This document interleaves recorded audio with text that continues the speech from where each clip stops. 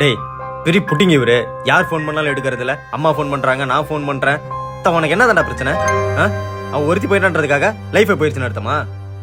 அவ போயிட்டான்றதுக்காக டேய் உன்கிட்ட தான்டா பேசிட்டு இருக்கேன். அவளுக்கு வேணா நீ முக்கியம் இல்லாம போலாம், எங்க எல்லாருக்கும் நீ முக்கியம்.